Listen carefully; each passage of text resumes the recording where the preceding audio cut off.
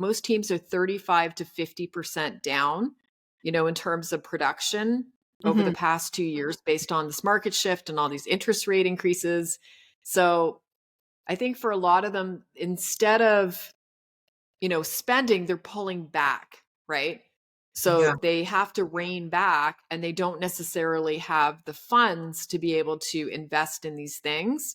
But the truth is, in this kind of market, they need to be doing the opposite, right? So the temptation is to pull back on everything, but you don't need to do that. You need to focus on, even as an individual realtor, like, what am I going to spend money on that's going to give me my biggest return on investment? The real estate biz is drastically changing, and modern real estate success can't be learned in some old course manual. This is everything they never told you about real estate, where industry leaders expose secrets to success, contemporary lead generation, and how to dominate social media. All moderated by your host, the real estate goat and queen of social media, Carrie Soave. Welcome back, everybody. I am your host, Carrie, and I am here with my absolutely gorgeous co-host, Jennifer Jones. She's actually not just on as the co-host today. She is actually the esteemed guest. And why is she the esteemed guest? Well, she runs one of the top teams in Canada. Jennifer, how many team members do you have right now? Yeah, so we've moved from having about 28 last year up to currently 50 agents. So yeah, it's amazing. It's an incredible group of people, and we're just winning together, learning together, growing together, winning together. Yeah, and you are absolutely the perfect person to ask all of these questions around team building, because in Canada, we don't see massive mega teams like this very often. This is very new to Canada, and I am super impressed with what you've accomplished and what you've put together. And I've had a firsthand experience kind of seeing you with your team and how you run it, and it's like a family. So one of the big questions of agents out there right now is, okay, they're making some money. They're like, how do I start a team? So I thought, let's do a full episode, maybe 2 or 3. We'll see how long this goes. And we'll get all the dirt on starting a team, running a good team, all of the good stuff. Are you good with that? Yeah, absolutely. Let's do it. And we've had the pleasure of having Carrie on, actually training and teaching the team. And we've actually paid for her coaching program to help our agents with the AI portion and that tech part of real estate, which has been so good. So you can see, Carrie, that as a result of your amazing training, you can see most agents are posting every day, fabulous content for their clients and for other realtors. So we appreciate you, and thank you so much for pouring into our team. Oh, thank you. Anything to help you guys, and that brings up a question that I'd like to pose to you. So you've made me and my training and my skills available to your entire team. And I don't see, because I've been in the market I've been in the industry for 14 years. I don't see too many teams providing those kind of resources, at least not enough that there should be, right? There should be more. What do you think? Yeah, I very much agree. I think as Glenn Sanford, so our founder of our company, who's a billionaire, as he has said, if you don't get on that AI tech bandwagon, and really understand, how to use it in terms of running a business today, a real estate business, you're going to be left behind. 5 years from now, you're not even going to be relevant, right?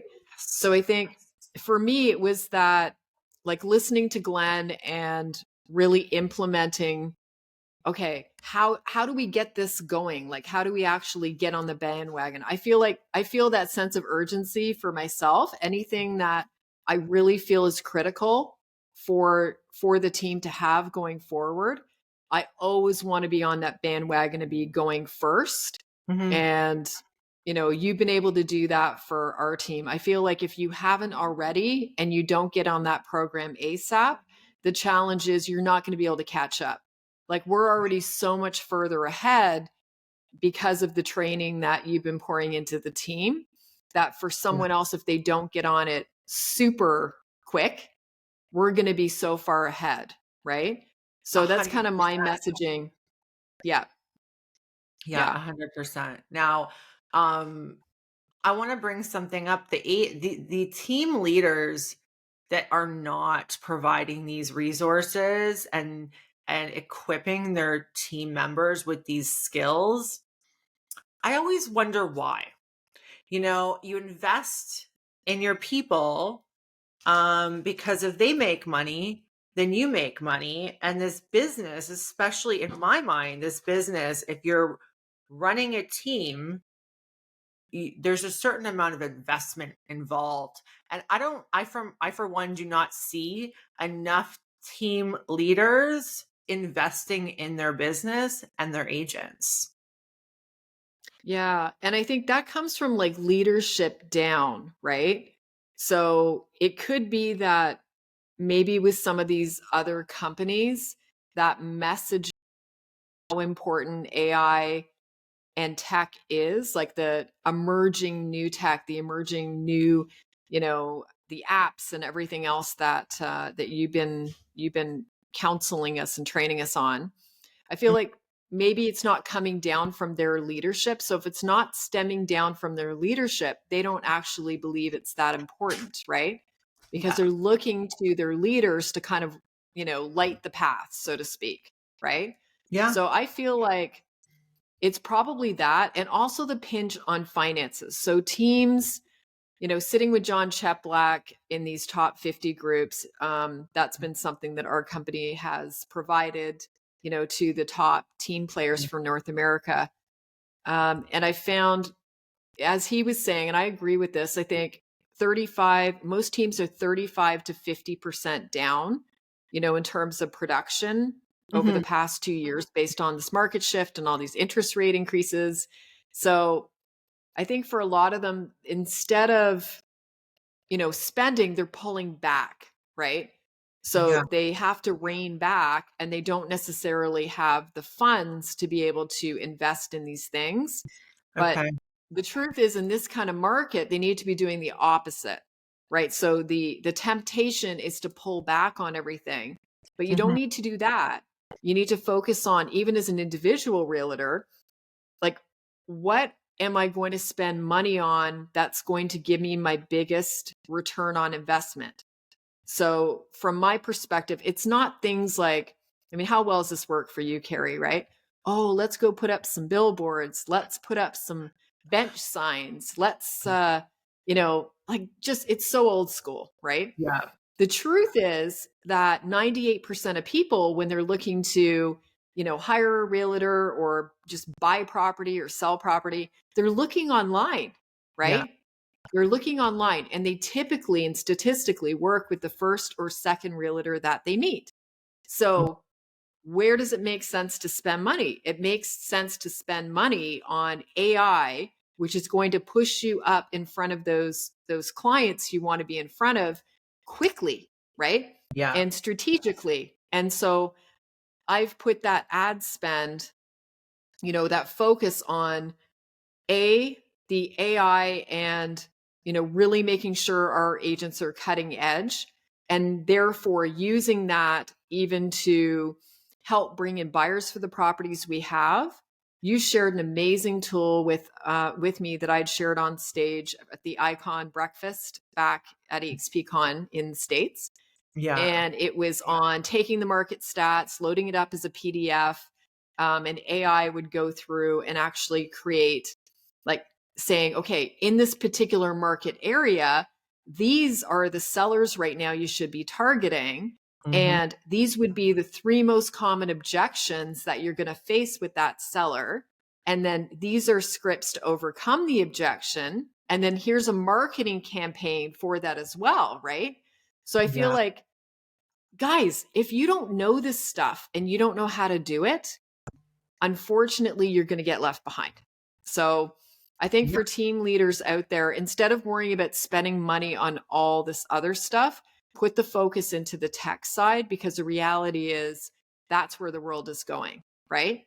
Yes. Yes. I love that. You mentioned John Cheplack, and I want to bring this up because I'm on his email list, even though I'm not in production. I just love his emails. So I get one today, and I'm going to tag him on this short when we release this short. And it is about stop doing your 30-minute and 1 hour coaching calls with your agents on your team that aren't even putting the calls in. You're wasting your time. Call them out Mm-hmm. on their bull and tell them to get to work. That takes you 5 minutes, not an hour. End of story. Yeah. And I just thought, finally, somebody is saying what is actually going on instead of, you know my personality, you know me really well, Jennifer. I'm not a coddler. If somebody I'm coaching is calling me and telling me they don't have money, they're not doing sales, and I ask them, how many people have you talked to this week? And they say, well, 2. I say, okay, go away then and come back when you've, done what you need to be doing. Because realtors are famous for avoiding the money-making activities. Because it's uncomfortable, right? I They're know. uncomfortable. And I think what it is, like, they think they should have willpower to get up and repeatedly do these activities every day, where the truth is you don't need willpower, you need it to be a habit, right? Mhm. And how do we establish a habit? Well, an average coach will tell you it takes 21 days to form a habit. It doesn't. Statistically, through the research they've done, it takes 66 days. So print off a 66-day accountability sheet. We have them if anybody wants one. And you need to say, okay, what activity actually creates the business I get, right? Yeah. Like, out of all the different lead generation techniques that I have available to me, which am I going to be willing to do every day consistently, right? In order to achieve my big why. And really that's your starting place is, why am I doing this, right? Yeah. Like for you, Carrie, when you got into real estate 14 years ago, what was your why? Why did you get up every day to do it? Do you want to know the truth? I do. I wanted to make a lot of money. Yeah. And honestly, being self-employed and being in charge of how much money I make, there's no other option. Like for me, it was the kind of money I want to make, I cannot work 9 to 5 for. So, And when you have the money, like what was the thought? Like you wanted the money to do what? Like what were you going to do with it? whatever I want. I want to And you rescue did dogs. go on to buy investment properties too. Yeah. Yeah, absolutely. Yeah. I wanted, but it's Yeah. the freedom. It's the freedom. Maybe Yes. that's what I should say, right? Let's not be so Yes. Yes. No, exactly. And so for different agents, like having 50 agents under us on this team as partners, we see lots of different reasons. It could be, because they want to put their kids through private school, or they're a single mom or dad and they're really the ones, footing the bill. Like there's a reason that you're getting up every day. So I think it's more about habit and less about willpower. Willpower we don't have all the time. Willpower wanes. Carrie, it sounds like your big why was, really just changing your lifestyle and being able to invest in properties and just do whatever you want to do whenever you want to do it. Yeah. Yeah. So I think for most agents, it's just getting connected to their why, their purpose for doing it every day. And then you need to create the habit. So what we do is, have this 66-day calendar, and we want the agent to each day get up and do the activity at the same time, and basically initial that day being one of 66. If they miss a day, they have to start all over again. The habit is not established. So it's not about willpower. It's about establishing that habit. And you start with one thing first. So it's got to be lead generation. Lead generation is ultimately how we as realtors actually are successful, right? And what we talk about is the halo effect. So by focusing on one thing and getting that habit in place for, let's say, lead gen, then you have that kind of added benefit that you get these benefits from other things around it. So meaning, you probably feel a little bit more like exercising. You might eat a little bit better. Your sleep habits might be a little bit better. So it has sort of an overall halo effect by doing that. But I think that's the biggest thing with agents, right? Is just making sure that they're getting that habit in place first, and then ultimately they'll be successful. But the whole billboards, signage, that stuff, right? Yeah. They really need the AI tech plugged into that lead generation with them, whether it's in their CRM, or like a 66 touch program over a year or whatever it is. And that's stuff that you're able to do through workflows, right? And all the other things that you've created. Yeah, I've got a question though. So we all know, humans like instant gratification. Something that's really motivating for us humans is getting a win. Have you ever thought about rigging the game for them at certain periods during that? How many days was that again? 60, wait, 66, yeah. 66 days. And like maybe like planting like a yes in there somewhere for somebody to keep them going. Because I feel like for me personally, I hated door knocking. Didn't want to do it. Was terrified of it. Went out one day, and the first 3 houses I hit, everybody invited me in and they were so lovely that I instantly wanted to do it again. Right? So have you ever thought about doing Yes. something like that? Just planting a little win in there for them somewhere. It's interesting, right? Like even the psychology behind it. And that's what I love is you're addressing that. Even when I was in horse racing, if I had a young horse, I would never allow that young racehorse before it raced to be beaten. So you'd put an older experienced horse against it and hold the older experienced horse back when you got close to the finish line. You let the young horse beat the old horse, right?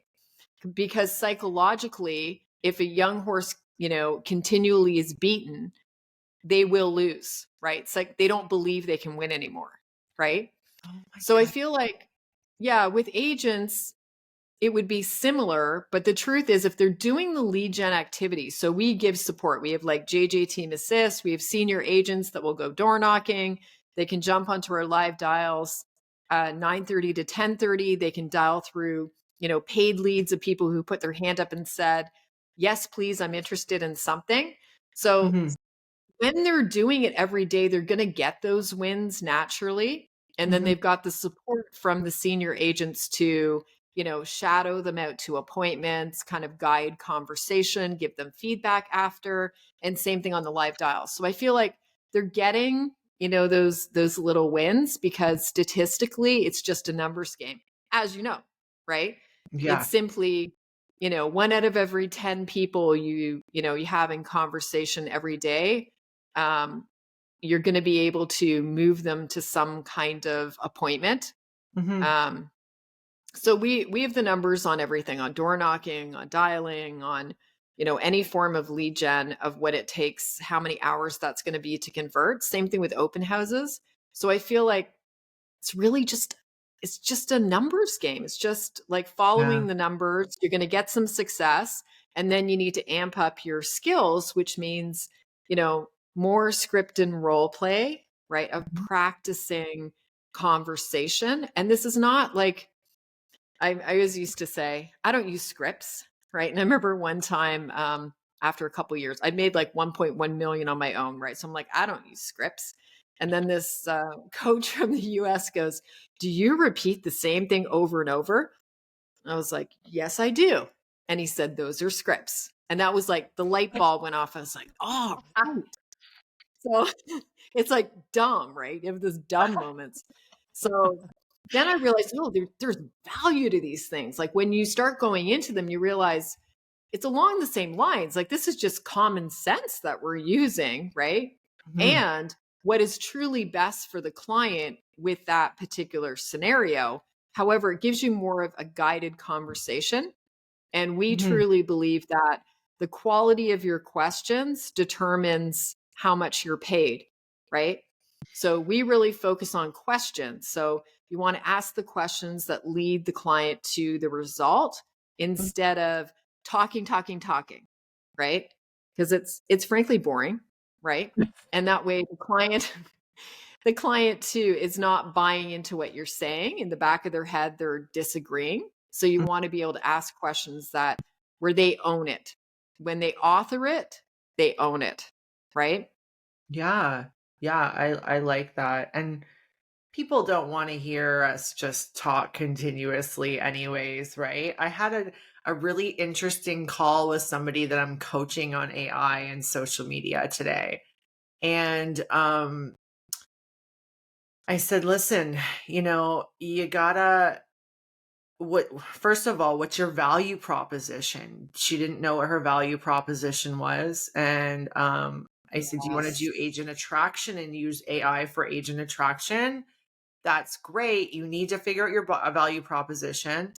And you need to start answering the questions that people, and this goes for any kind of lead, it doesn't matter what industry you're in, you need to start answering the questions that your target is looking for answers to, because nobody cares so much about who you are and your business. Everybody they're all about themselves. This is human nature, Yeah. It's the So, reptilian brain, right? You're just your reptilian brain. It's like, what's in it for me? And it's so funny you were saying that. We had I sat down with a newer agent just a couple days ago having a coffee, and that's mhm, the exact same question. What's your value proposition, right? And you hear the same things over and over again, right? Customer, mhm, I provide great customer service. I said everybody says that. What is the differentiator, right? And we mhm, established he was a contractor, so he could offer different things than an average agent. mhm, Purchase price this much put in, sold it for this was the mhm, profit. Let me, come to your house, have a walkthrough, and through some things that we could do to your mhm. property, let's see how much more we can net you. Like, how do we differentiate, right? So, Yeah. same thing. It's exactly the same thing. And you can use AI to generate all of this too, right? You just need to Yeah. figure out once you know your value proposition. I like to say like plural, because I like people to start with like 5 unique things about them that they have to offer somebody else. And then AI will generate all the content around that if you know how to ask the right questions, which That is is so fantastic. cool, Yeah, right? And then I'm they don't doing have to think as fun much work. either. Yeah, it's so amazing. There's so many different things you can do with AI. Like I've been so excited about it. And I think that's one of the reasons that I've been quick to implement, right? Mhm. And have you coach and train the team and the org and everybody else. I just think it's so important, especially with a big team, because if you don't have, AI tech coaching going on, you're going to be in the dirt. Man, we are smoking you this year, right? Right? I smell Yeah, so number good. 1 coming. Okay, so Jennifer, let's start at the beginning. Okay, so tell me what made you want to start a team, and how did you start a team, and did you have any guidance, and what did that look like? So basically third year made 1.1 with an assistant. Okay. So I had an assistant with me.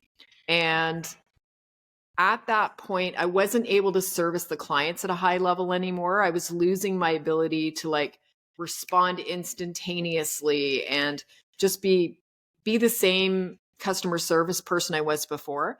That's ultimately why I started a team. And it wasn't even thought. This wasn't like, oh, I'm going to get into real estate and I'm going to start a team. It was not a thought. We were buying and selling properties. That's why I got in. So after that year, I was like, oh my gosh, this is getting crazy.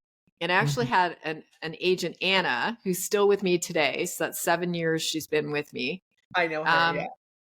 She was a great producer at that time. And she approached me and said, you need a buyer's agent. I'm like, no, Anna, no, I don't. And she kept asking me. And so finally, because she's so good and persistent, that's why she's such a great realtor. And I finally got to a point, I said, you know what, you're right. I do. Right. So she joined me. And from there, it kind of just naturally evolved. Like we started getting more business and needed more people, brought more people in. And then what happened was it was probably my like first real year finishing team. I think as a team, we made a ton of money. But at the end of the year, when I sat down with the accountant, I realized I'd lost 150,000.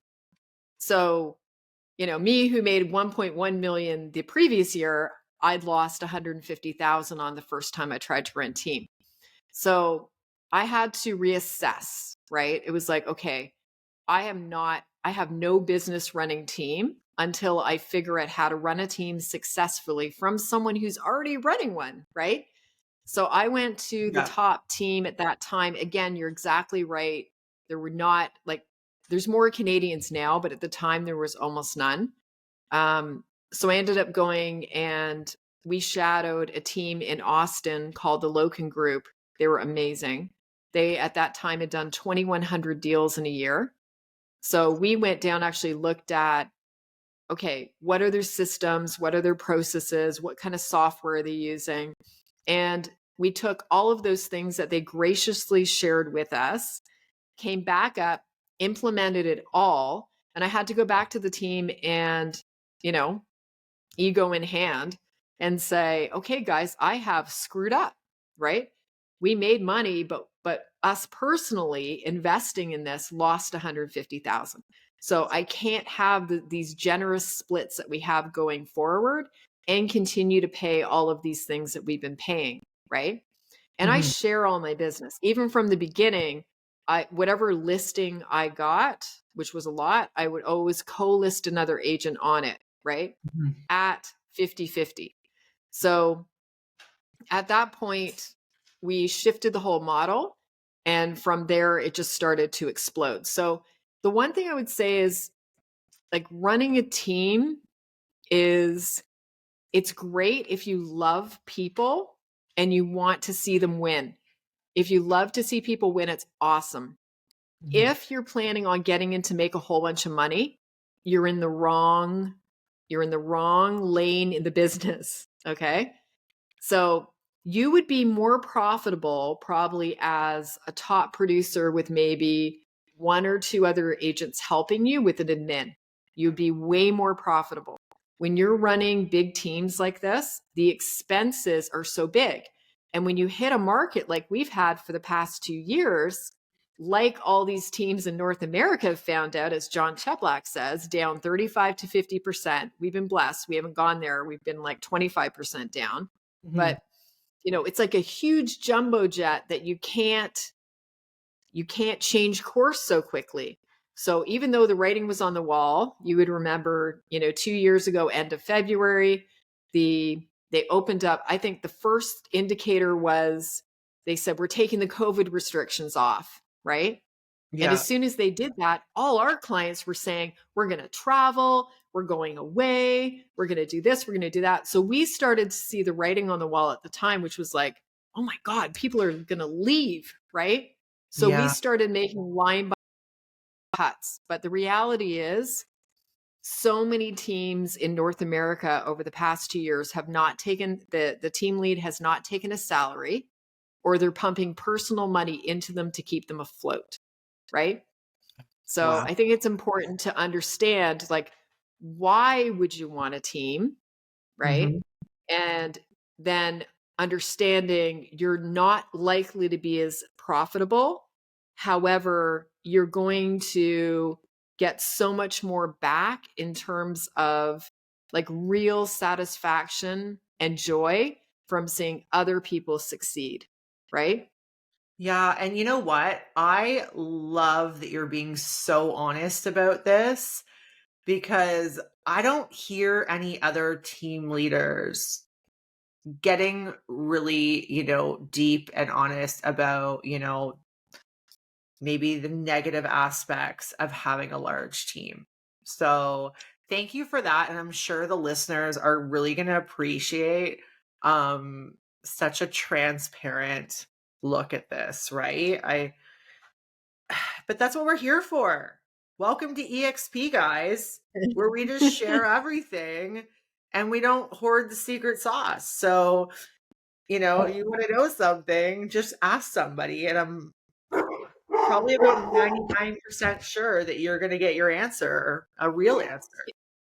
Exactly. Yeah, Yeah, pardon my large standard poodle in the background, everybody. I'm sure that's everyone okay. else has creatures.